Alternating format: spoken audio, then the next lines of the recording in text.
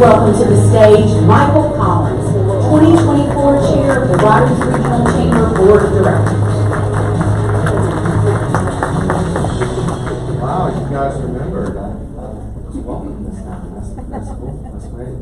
Well, good morning and welcome back to another installation of our Exit Issue series. This one focused on healthcare.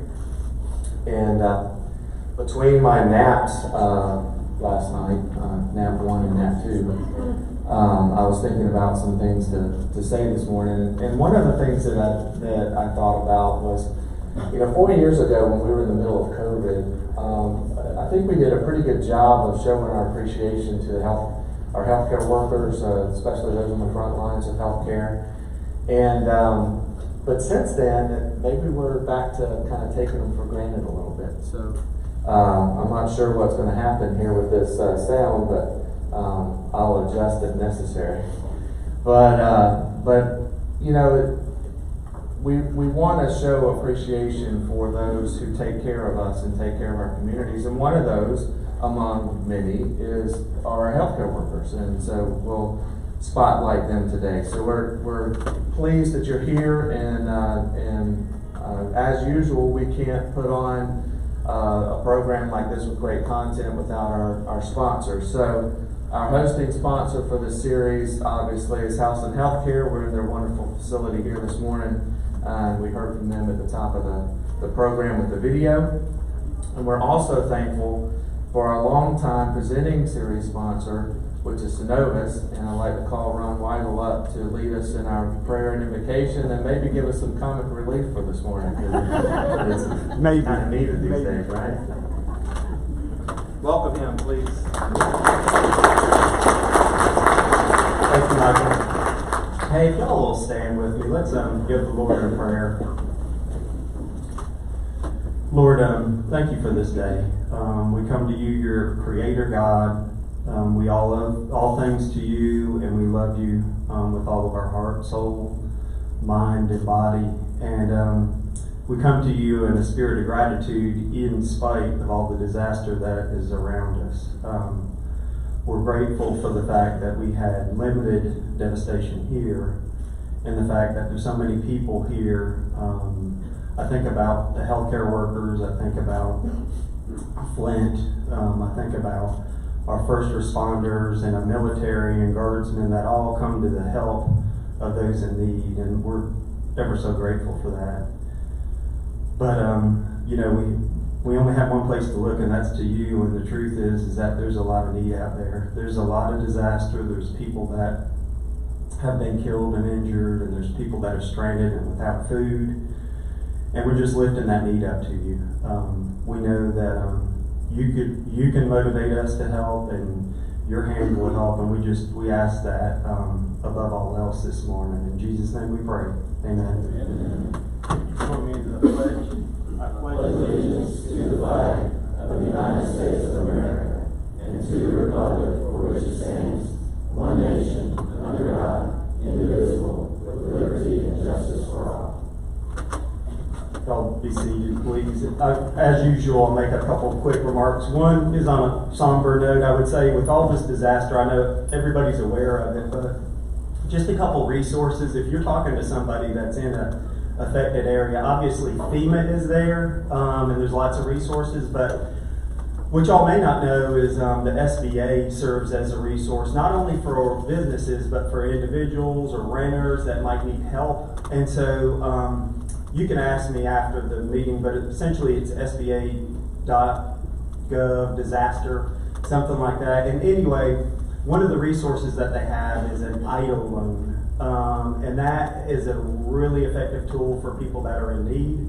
And it's not like EIDL, I-D-L-E, it's E-I-D-L. So anyway, if y'all have any questions about that, I know there's lots of other resources out there, but the point is to make us aware of that. So with that being said, one last somber thing. Charles, thank you for letting us use this wonderful facility, and I'm looking forward to hearing what y'all have to say, even though you got a moderator.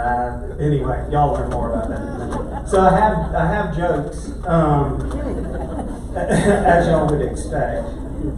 But I found it very funny that there was an inflatable colon in the corner. I was like, I didn't even ask for that problem.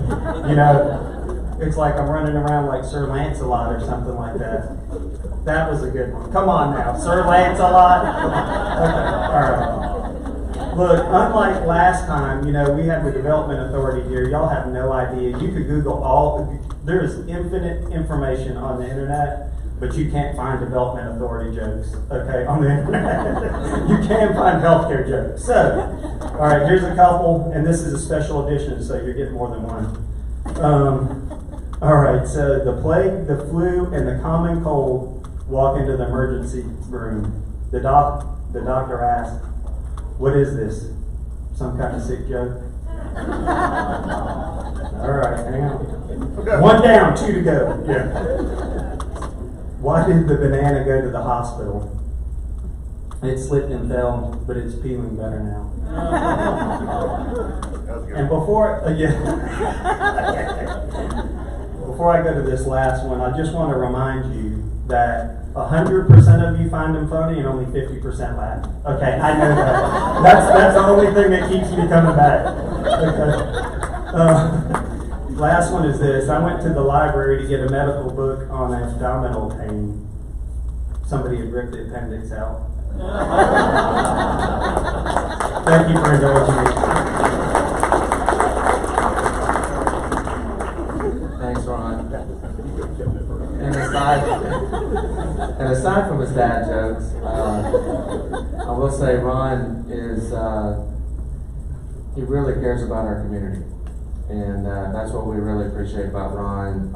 And if you don't have a relationship with a banker and you need one, you know, if you are a business owner, you need one. You know, he's a great one to talk to. One of the things I appreciate about Synovus is they don't just start throwing a bunch of solutions at you when you come in. They really want to sit down and talk about where you're at, what your goals are, and determine what's best for you, and then they build a plan around that. And I super appreciate them over at Synovus, so I just wanted to say that appreciation. Thanks, Ron, and we appreciate all you do. Also like to thank Kim Hamlin and the Hamlin Group for being our weather sponsor this morning. If you think it's a little too warm outside to be October, you can talk to her about that. You want to talk to her about a mortgage, she'd probably appreciate that more. Our session sponsor this morning is Ortho Georgia, and if you would, please help me welcome Dr. Brian Ludwig to the platform to make a few sponsor remarks on their behalf.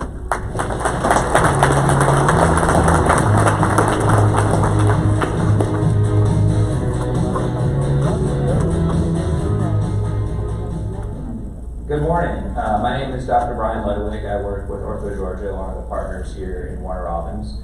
And that great introduction with dad jokes was awesome. So I would like to share one too, because those of you who know me, I'm a really big dad joke fan. So one of the healthcare dad jokes is, how do you treat the bird flu? With treatment. Which I thought was pretty good. Anyway. At Ortho Georgia, we're really special. We're really glad that April invited us to become a part of this meeting this morning. Ortho Georgia is a part of the Warner Robins Chamber of Commerce, and we're just really proud to be part of what y'all are doing with the community. Your community involvement is top notch, and we like to be a small part of that. Part of what we do to help the community, as opposed to just giving orthopedic care, is to work with the sponsorships with local high schools. We're on the sidelines on Friday night for football and do the Friday or Saturday morning free clinic here that the hospital helps to sponsor. We do things with Robins Air Force Base. Dr. Kinnebrew is on the board of the Museum of Aviation. So we're really involved in the community as well. One of the things I personally like to do is take care of sports medicine athletes to help with the high schools, and also the team physician at Mercer and Fort Valley State with the help of my partners, and Middle Georgia State as well. I live here in Houston County. Houston County is my home. I'm proud to be part of it. And one of the things I'm actually really proud of is my partners who are based in Warner Robins. Dr. Zenebi Steen, who's here today, she is an integral part of our team. She lives here in Houston County. This is her home. Dr. Todd Kinnebrew and Dr. Jonathan Harris. We all live in the community. We practice here, we live here, our kids are involved here, our families are involved in the community, and that's really important to us. Not only does Ortho Georgia involve the community here with the orthopedic care we give, but we have the ability to get appointments for fellowship-trained spine surgeons, hand surgeons, foot surgeons, who come down from our Macon office and help provide care for our community members and people who live here in Husky County, which we think is great, and it provides good services that's needed. And we're looking to continue to expand those services as well.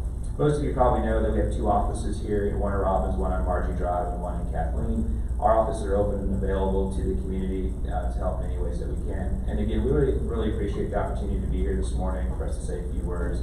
And looking forward to Mr. Briscoe has to say coming forward about House and Healthcare. So thank you, and appreciate your time.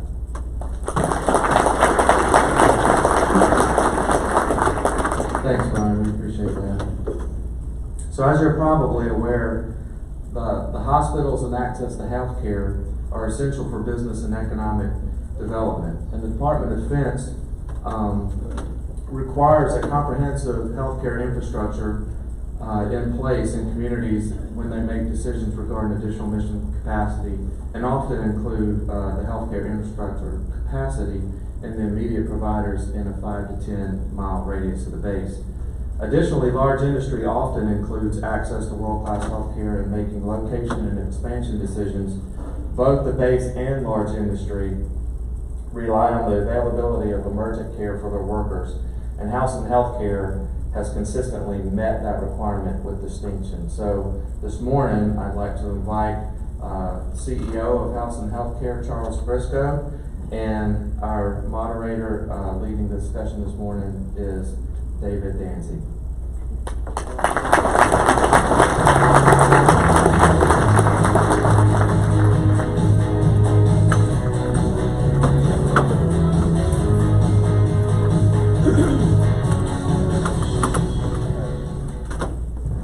Well, what a privilege it is to have me moderating. To have you here, Charles. The ultimate curveball. Yeah. We want to thank y'all again for joining us. It's always a great time to have Charles here talking about House and Healthcare. We appreciate everything you do for us in the community, especially I know all of you appreciate what we do here with the exit issues, and if you want, maybe we'll give him a round of applause for their support. Don't get comfortable, that's the last applause. No, Charles and I have unfortunately known each other. I just got back from my son's wedding in Jamaica, and we shared some really nice Caribbean trips together. We did, small airplanes. Small airplanes that don't fit big people. So I know you've got a lot that you want to talk to us about, so let's kind of get into that, and then if there's other things that we want to talk about later, we can talk about those. What's going on at the hospital? How have things changed since we last talked? Yeah, I'll give you some data here in a minute about what's going on this year with the hospital. It's been a very good year for the hospital with some volume growth. We do still see a lot of the challenges that the industry is seeing, but I wanted to start first and acknowledge we have some board members in the room. I see System Board Chairman Dr. Ivan Allen, Hospital Chairman Tommy Stonecker, Dr. Moore, we'll talk about her in a minute, Dr. Helen Moore is a new board member. I may, Christina O'Brien here from the hospitals board, and Mark Scott is here, several board members in the room. Like you say, the commitment to have this room here goes back years with the board support. We wouldn't be here without the board leadership and vision to see this room for this sort of community gathering so that we can share all different industries and updates in the community. One of the changes we've had, and again, on a bit of a somber note, last year I mentioned to you the renaming of this facility, the Sonny Watson Health Pavilion. We renamed our boardroom at the Warner Robins campus after Mr. Watson. Mr. Watson passed away in January, and we also had 2 additional losses from our hospital family that were dear to us. Mr. Fred Graham passed away, and we were able to honor him earlier in the year by naming the Pavilion Med Stop here in this building after Mr. Graham. And then an icon to all in this community, Mr. Ed Dyson, just a legend in education and community advocacy, passed away, and we were able, actually just two months ago now, I guess, named the cafeteria at the Warner Robins campus the Ed Dyson Dining Hall. We're thrilled to be able to do that. There just couldn't be a more fitting place to carry that name and recognize his support of the community. So, lost, but we were able to celebrate with the families and celebrate their support of this community over the years. And so I wanted to acknowledge them. And also I mentioned that we were in a process last year of adding some physicians to our board. Obviously, being physicians, they all kind of have their struggles to get here this morning. But Dr. Helen Moore is here. I want to thank you. She's a pediatrician in town, serves on the system board. We've also added a few others on the system board. Dr. Muhammad Al-Sharif, Dr. J.D. Hall on the system board. On the hospitals board, we've added Dr. Saldapan and Dr. Kazi, a cardiologist here for several years. And I will just tell you, a lot of the things we're going to talk about this morning, adding those physicians to this board did a couple of things, in my opinion. One, it elevates the medical community. Dr. Ludwig made reference to it about physicians being in this community and supporting this community.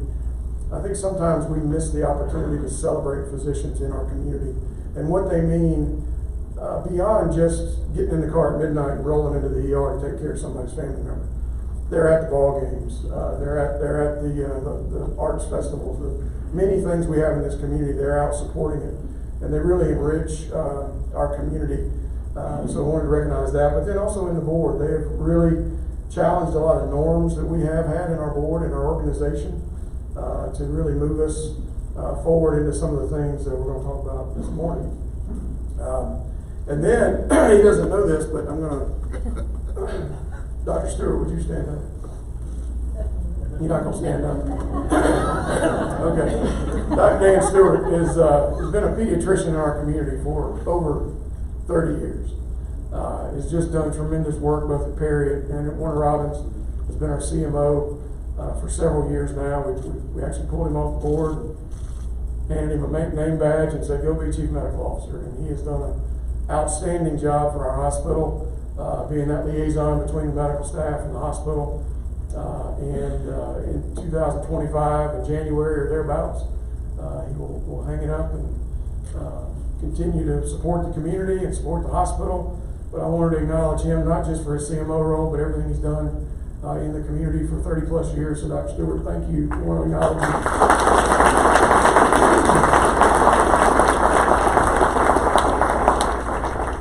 So I mentioned a little bit we'll talk a little bit about 2023 and some of the stats we did, and then sort of where we are this year. Again, just looking at the volumes, admissions, we did over 13,000 admissions again. Patient days, about 62,000, almost 69,000 emergency room visits, right around 2,000 deliveries, surgeries and endoscopies, almost 16,000 of those last year. Med stop visits, which is a very popular access point in our community, almost 80,000, and had about still 2,400 employees doing that work. We got some employees in the room, if y'all wouldn't mind raising your hand, from various departments. Just they're the heroes that Mike was talking about earlier. They represent a whole lot of others back at the farm. They couldn't be here today because they're taking care of our loved ones and our fellow citizens. So thank you all for being here as well. Growth this year, and one of the things you'll hear in the industry, I told you last year, coming out of COVID, and that hospitals were seeing volume struggles. The volumes really hadn't come back at that time. That was mostly 2022 data, some 2023 data. In various markets, you would see differences, but overall, there was still a lag on volumes. People just weren't coming back and accessing healthcare, but we have seen that come back, and we've seen it here locally, which is great news. It helps our bottom line, but just a few stats there through August. Our cardiac cath volume is up 13.5%. Our peripheral vascular is up 18%. Down at the Perry campus, again, discharges are up about 3%.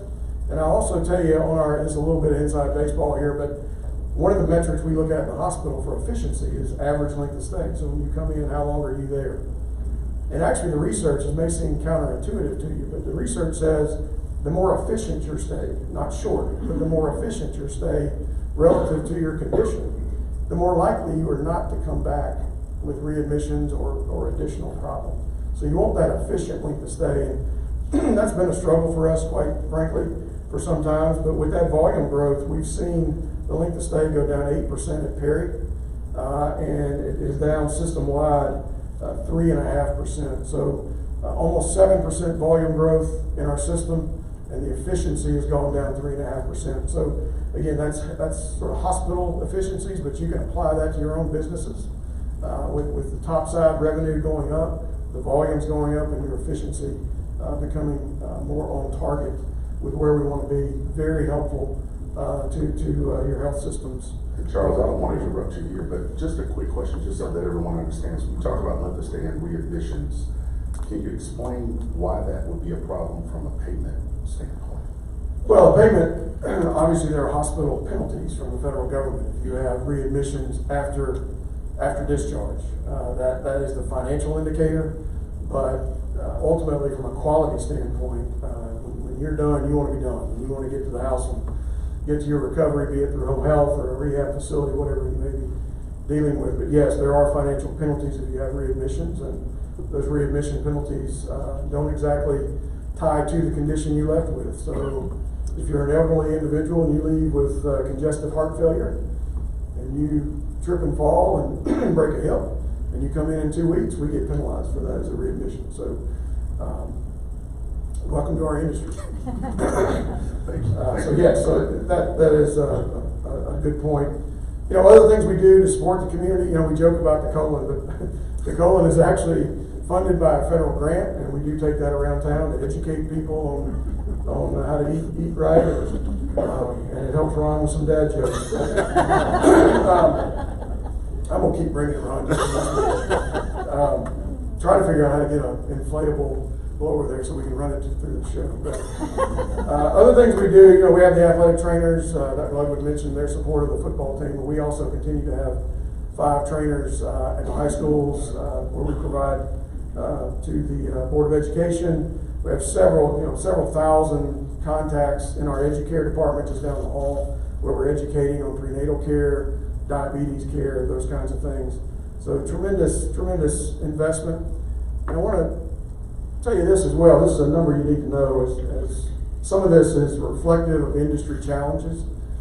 But your local hospital, these are numbers we see of indigent care and uncompensated care. So this would be those among us that simply cannot pay. And I think we all agree that's our mission, is to take care of those individuals just like we take care of everybody. There are those that don't pay. And then there are federal payments, Medicare and Medicaid, that never pay us at our cost. And when you roll that up for Houston Healthcare, that's an investment in our community of north of $37 million. And to break that down, in case you haven't heard those numbers before, but the charity and indigent care at Houston Healthcare is $8.8 million a year. The bad debt is $10 million a year. The unreimbursed Medicaid and Medicare shortfall. So again, this is, you know, if our cost is $100, they're probably going to pay us $80 if we're lucky. That total number is about $18 million for Houston Healthcare in 1 year. And then when you add to that our community references, things I mentioned previously about the education we do in the community, the trainers, all the charitable donations and activity in the community, that's another $6 million. So you add it up of commitment to the community, uncompensated care for Houston Healthcare is north of $43 million a year that we start the year out with knowing that's going to occur. There's a little bit of that you could manage and maybe a little more efficiently, like the bad debt, but still you're not coming off that $10 million significantly. And so before we even get the healthcare challenges, we're starting the year on a path that's going to end somewhere north of $43 million on compensated care and commitment to our community. Proud to share that, but that does come with a balance of the story, which is a challenge of your healthcare community and maintaining access and the things that we mentioned previously about supporting the base and other industries in town. Thank you for that encouraging news. Yes. Leading up. Yeah. You know, you mentioned just a little bit when you were talking about some of the unfortunate trends that you were seeing, particularly with COVID, et cetera, but how are things looking now for the healthcare industry currently? I think we have seen a lot of improvement in the industry. We still have some struggles here locally, but like I said, the volumes have come back. The reimbursements, look, whoever's here in the next generation in this seat, they're still gonna be talking about reimbursement challenges. All hospitals struggle with that, so the reimbursement's still a struggle. The labor, I sat here last year and told you about contract labor and shortages of critical positions, nurses, rad techs, those kinds of things. It has eased up a little bit, but has by no means gone away. So that remains a bit of a pain point for hospitals, that wage pressure because of shortages. The inflation has gotten worse for healthcare. In our industry, the healthcare inflationary number, I think, is about 6%. If you can compare that to the other industry inflation numbers. So it hits us as well. So the drugs and supplies and everything that we do going up 6%. You look over a couple of years and the growth of inflation, 10, 12%. Again, Medicare, Medicaid reimbursement is probably in that same period going up 6%. So there's some improvement, there's some good things. I think people accessing the healthcare system, particularly here locally, that we've seen is a very positive. That trust still remains through the COVID pandemic, and they're starting to come back and access our system, so that's good. But there's still some challenges there. The ability to invest in IT infrastructure, those are more the results of kind of where we've been. Capital reserves for not-for-profit hospitals, that's the main source of funding. It's your rainy day fund, and to have to draw on those for IT investments, for access investment, is becoming more and more challenging for healthcare. But I'd say a lot of improvement, but still very much a challenging industry, which will lead us to the next few topics. Yeah, it's interesting that you mentioned that. When you look at bond ratings, a lot of those bond rating agencies look at days on hand of cash, et cetera, and so it's kind of a catch-22 about, do you invest in infrastructure and affect your bond rating, or do you want to maintain your bond rating but you're not able to take a bunch of things. So that kind of leads us into where we are. But we've heard a lot about this letter of intent that House and Healthcare signed with Emory, and I know you're limited in what you can tell us, but what can you tell us about that in general? Yeah, I can tell you a good bit, but it is limited. But before I get into Emory, I need to spend a little time acknowledging the effort of our hospital system, led by our board and our long-range planning committee. It's been close to a decade or more trying to think through all these industry challenges and think through the future of healthcare in Houston County. It's been tremendous work. It's been challenging work. It's been difficult work. But I want to acknowledge Atrium Health and Avocent for some of the work they've done in our community. As you know, I sat here last year and told you we were in a partnership with Atrium. We remain today in a partnership with Atrium. We remain both very positive and proud of the work we've been able to do together to try to meet the needs of Houston County and Houston Healthcare. I didn't see any of them here in the room today. Except for me. Except for you, but it's a little scary because you got the mic. But did want to acknowledge them, and so very proud of the work we've done. They would agree to that, but just want to acknowledge them, and then frankly, just want to kind of talk real to you a little bit. We're not here where we are today without Atrium in terms of the next topic. They've been tremendous corporate partners. They've taken an organizational, selfless approach to helping us through these discussions, and just need to recognize Delvecchio Finley, the Atrium board, David, Cindy Busby, Drew Elrod, the team. They have been there to help us through this, even at times when it didn't really benefit them. And this community really owes them a debt of gratitude. And I don't want anybody to forget that. There are still things that we can do together, and I look forward to it. Supporting these men and women in uniform, helping health equity, access, improving health outcomes. Those are things we can work together, even though we may not be partnered together in the future. And I would include Piedmont, my friends from Piedmont, in that as well. There's a lot we can do as a community together that I look forward to. As much as I look forward to the next conversation, I very much look forward to that conversation in this community with all of our healthcare partners. So just had to say that first. Thank you for that. To the Emory deal, and again, I think you all understand the magnitude, even without details, the potential magnitude of what we were talking about with an Emory partnership. So on August 21st, the board approved a letter of intent for Houston Healthcare to join Emory Healthcare. I know I've had several of these meetings myself with you guys where we've talked about various partnerships and various different aspects. This is a fully integrated, academic, community-based health system coming together under the umbrella of Emory Healthcare. This is not just helping with IT or just helping with supply costs or just helping with this or that without really becoming one. This deal that is contemplated is in every intent and purpose Houston Healthcare becoming Emory Healthcare.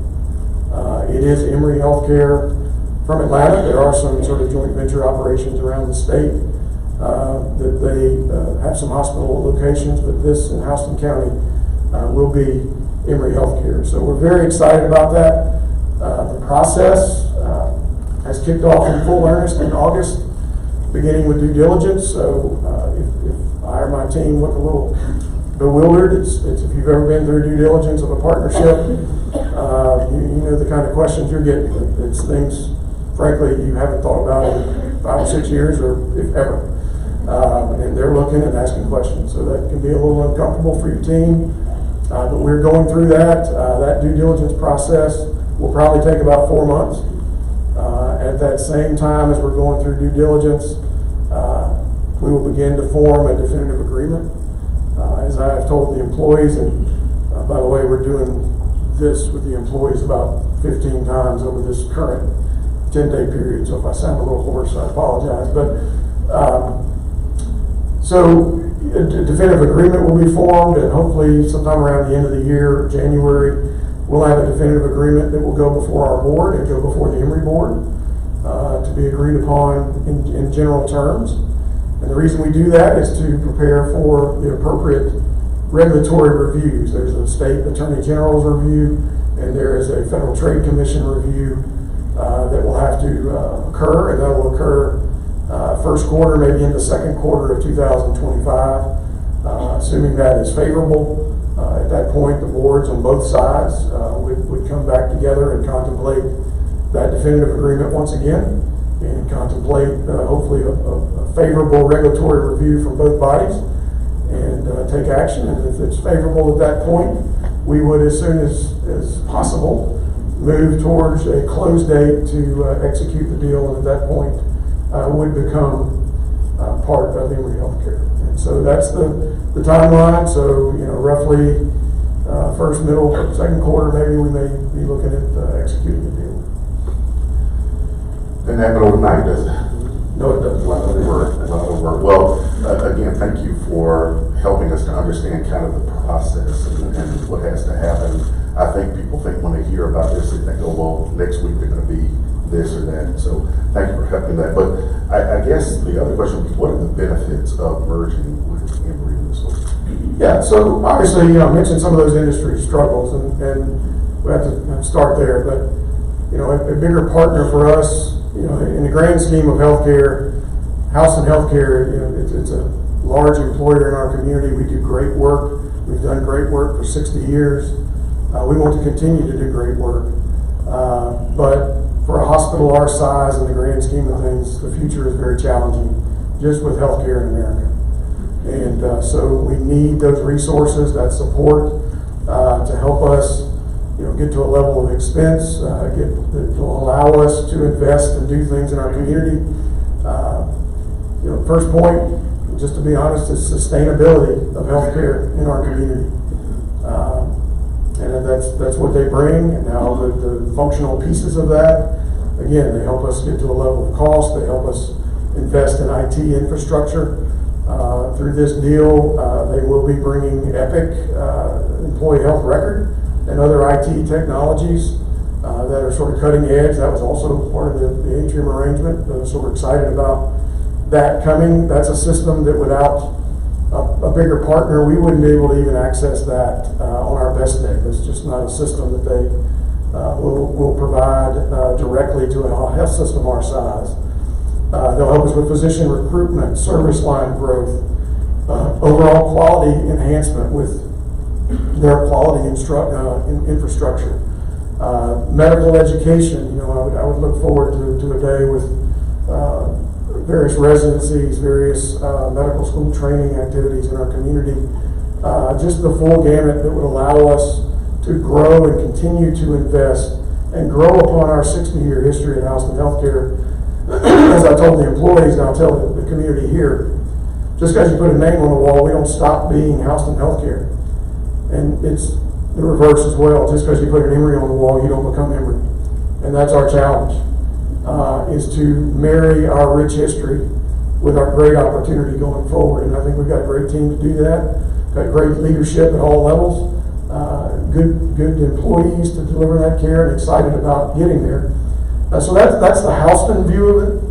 For Emory, I've gotten this question a lot too from employees and community members. What does Emory get out of this? And Emory, quite frankly, as mentioned in the press release, Emory gets geographic expansion of their footprint. Now, that's fancy kind of consultant terms for it. They've lived inside Atlanta for several years and been very successful. While other systems have expanded, I think Emory sees an ability to have a central and South Georgia hub of their capabilities, of all their capabilities, deployed here over time, such that Middle and South Georgia, instead of having to drive to Clifton Road in Atlanta, maybe could see a day and a vision where they could drive to Watson Boulevard or Morningside Drive and get that care here in Houston County. And that's very exciting. If you let your mind think about what that could mean for our community, for healthcare access, for generations to come, just significant and phenomenal for the future of our community. A lot to take in. I think one of the things that I wanted to just say here is I know that the staff and all of your board have worked tirelessly, but I wanted to especially recognize you, and I know Dr. Allen here, as chair, have done a tremendous job after hours trying to go through this deal for about a year or so now. So thank you for everything that you've done, and I hope the community understands why you're doing this and the benefit to the community for you getting this done. So kudos to you and the team. What else? Anything else you want to share with us that may be of interest? Yeah, just a little bit more about the Emory benefits they'll bring to us. I mentioned Epic, that they'll bring that IT infrastructure, and I think that'll be sort of a minimum IT infrastructure that they bring. Other questions I've received in the community, it is contemplated the name of our system will change. That name is not known, but it is contemplated that the future name of our system would follow the naming and the marketing approach of Emory Healthcare to obviously connote that relationship with Emory and that recognition and brand recognition of Emory Healthcare. So I'll have to get back with you on that as to what that name is, but it is contemplated and available to share with you. The name will most likely be changing to something consistent with the Emory approach there. Other things, employees, I've received questions about employees, and the LOI employees are planned to transition over to Emory Healthcare. Things like benefits and all that still have to be determined on the employee side. I think the employees are very excited about the future here. In conversations with them, I'll share a little bit just so you get a feel for kind of how the conversation is going within the four walls of Houston Healthcare. Once we got through, do I have a job? Am I going to get paid? The next question is, can we wear t-shirts? I will tell you, during COVID, to kind of raise some money for folks that are in need, but also just as a rallying point, various departments were allowed to create their own t-shirts. They had to have the appropriate logo, obviously, but they were able to wear t-shirts, and that has continued post-COVID. and it really is a morale booster for our employees. And to me, that reminds me that question is two things in my mind. One, it reminds me of what those T-shirts meant during a very difficult time, but it also tells me if your third question is about a T-shirt, then everybody's pretty pumped about Emory. And so good feedback there from the employees. Other things I've heard just around the community, you know, the conversation has already started to kind of transition from, wow, that's good news, that's interesting news, I want to hear about it, to, you know, I have a loved one, a grandmother or an aunt or a husband that has to go to Emory every 6 weeks or something to get some sort of a specialized procedure or see a specialized physician. Will that ever be here? And I think that's absolutely, it's not going to mean everything, but where that makes sense and there's appropriate need in the community, I think that's absolutely a benefit for our community that could happen to make it easier on families to get the care that they are otherwise seeking. I know that's a huge need on base. There's a lot of TRICARE participants that have to go to Emory for those specialized levels of care and look forward to serving there as well. So just a little bit more information on Emory. And again, as it comes out, I would welcome additional forums when the time's right to share additional information. I know we're still a little bit guarded as to what we can say, but it's just still very early on, but very promising. Things are moving along well, and both parties remain very excited about the future here in Houston County. Excellent. What about, I know you got some new physicians and some other stuff going on. Tell us about that. Yeah, so we continue to invest in our physician recruitment where it makes sense. We have one of our individuals here today, Jennifer Murphy, is one of our residents. If you want to stand up, she graduated from our family practice residency and joined our family medicine faculty this year, and excited for her future here with us. Again, I think family practice residency, that is a strength that we have. It's probably about a dozen years going now, and on its own, but particularly with Emory, I see a very bright future for that offering. Additionally, we couldn't be here this morning because he's a general surgeon. He's doing what general surgeons need to be doing this morning, and that's filling the operating schedule. But Dr. Steve Watts is here. Sorry, I didn't see him slip in. Oh, sorry, you need to be operating. You are perfectly picked by the column right here. He's doing telemedicine. Good job. Yeah, so maybe you got an afternoon block time to look forward to. Dr. Watts comes to us. He's got local ties to the Spiller family, and we're glad to have him come in. He has joined Surgical Associates there on Watson Boulevard. And I mentioned also last year at this time we added Luke Couch. So he's been here a year now and off to a good start, and continue to grow where it makes sense. Again, it is a little guarded and a little limited with some of the industry challenges, excuse me, as to where we invest.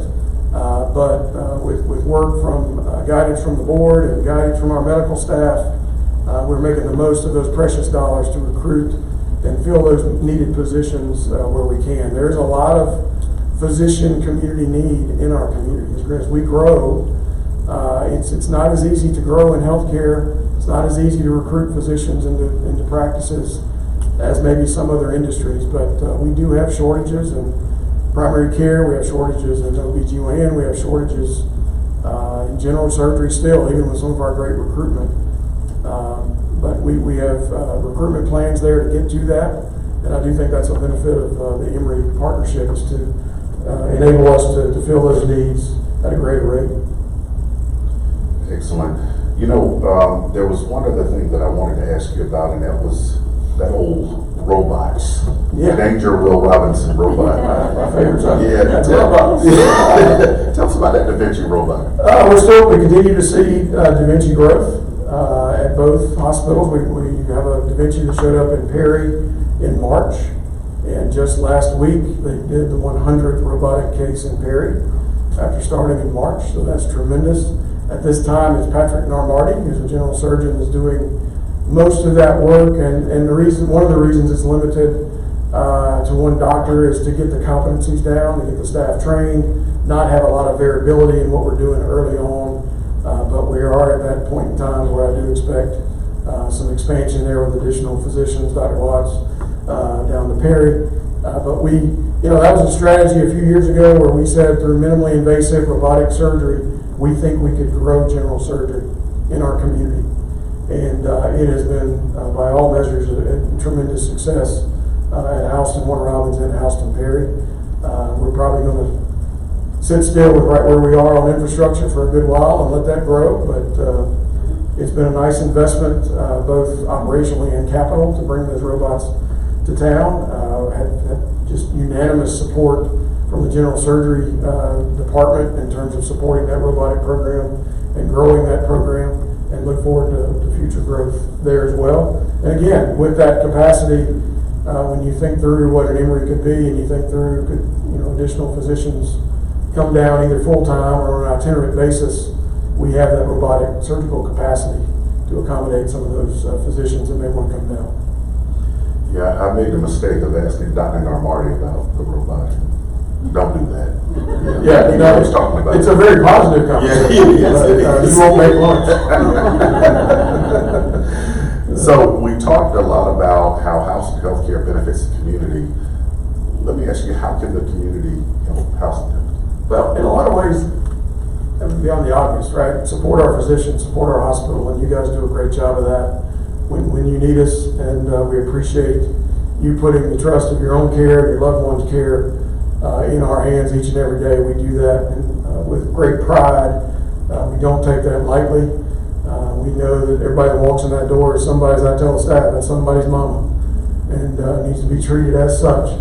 And so we thank you for that trust you give us each and every day. More formally, the community has supported us recently. We have community partnerships all over this room where we do things together. And oftentimes our needs or needs of another partner may arise, and as we do in Houston County, we find a common way to make that work for everybody around the table. An example there, the Board of Education needed some land. We had some land out on 41, and we did that deal within the past year. With those funds at our hospital, we had a need to update a 20-plus-year-old MRI suite at our hospital. And it was just perfect timing for our hospital, for the Board of Education, to do that transaction. And we opened in May with the MRI. The entire same-day services suite has opened last month for full service. But we were able to update a much-needed MRI update there. The test can run more efficiently. We can do some cardiac MRI procedures, which will start here in the fourth quarter. We can do some prostate MRI tests. Ron, there's another bad joke. We're going to talk about prostate MRI. We'll be able to do that in the fourth quarter. You'll be your first patient. Yeah. It's free if you do it as a trial.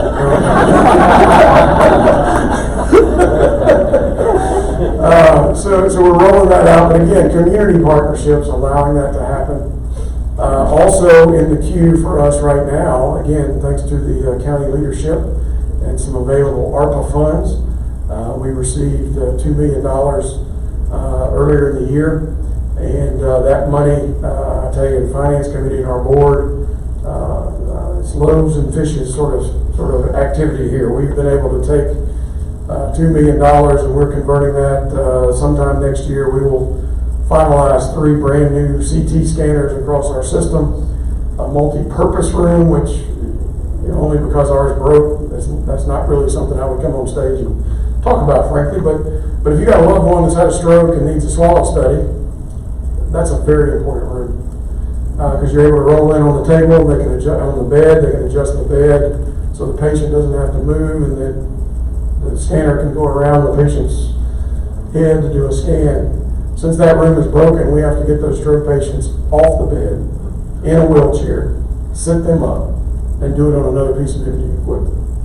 So although multi-purpose room isn't something I would normally sit on this stage and talk to you about, it's critically important when the rubber hits the road for our patients in our hospital.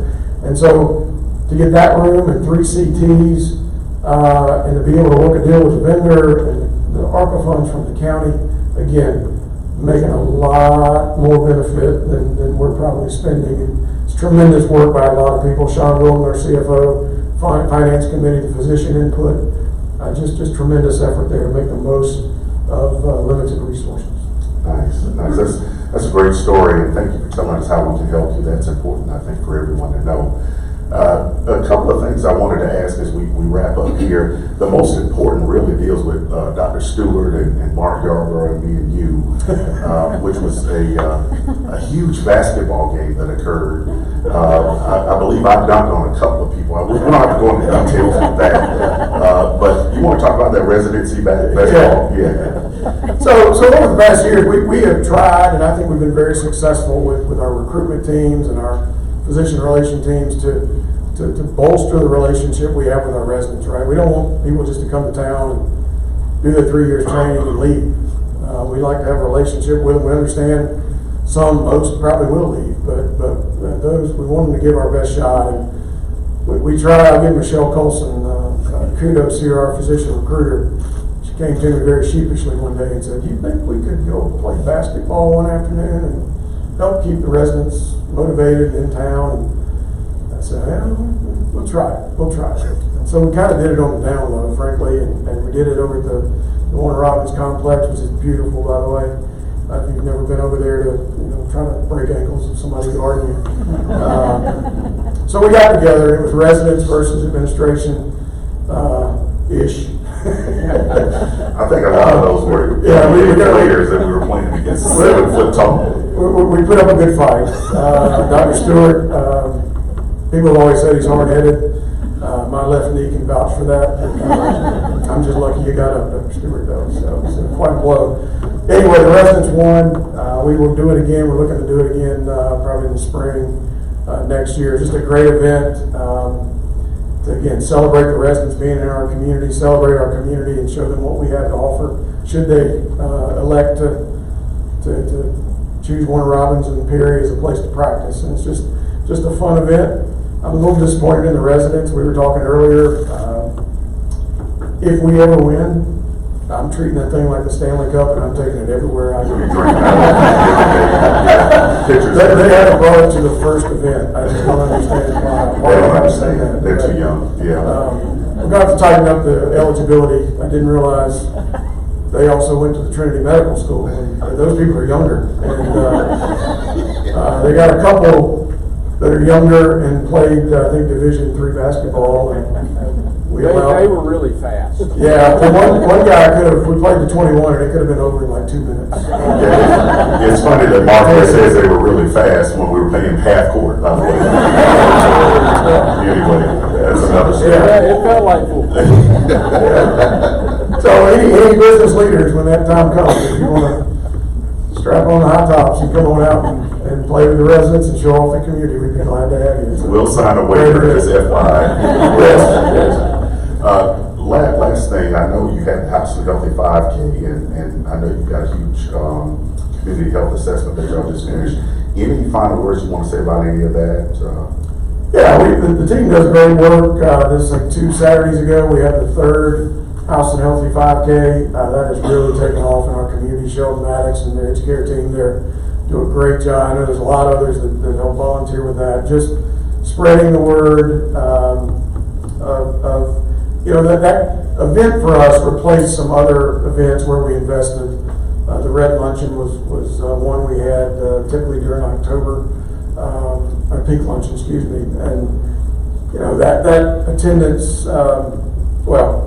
One of those things during the pandemic that really just sort of fell off, and through our community health needs assessment, we realized that we had other health needs, and we needed an event that just spoke more to broad health concerns.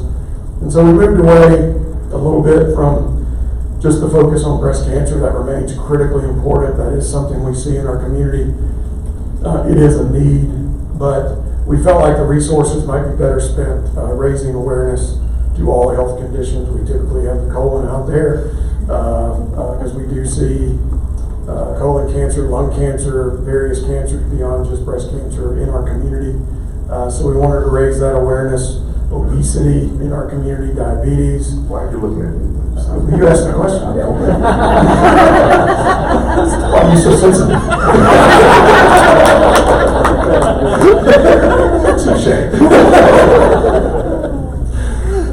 Yeah, so it's been a great event, and it's been 3 years in. I don't know that I've heard the numbers yet from this couple of weekends ago, but just a huge, huge success, and look forward to keeping that going in the future.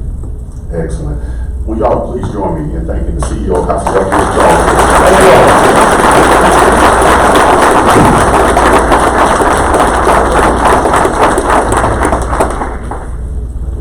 all. So just a couple of quick things that I wanted to mention. We want to, Richardson, October 24th. Our next Eggs and Issues is Military and Veterans Affairs. That's November 13th. That's a very important one. Please join us. And then finally, don't forget, the annual meeting is coming up December 5th. Look forward to all of you there. If you haven't already registered, please do so. And if you'll leave your name badges on the table, we are out. Thank y'all. Have a great day.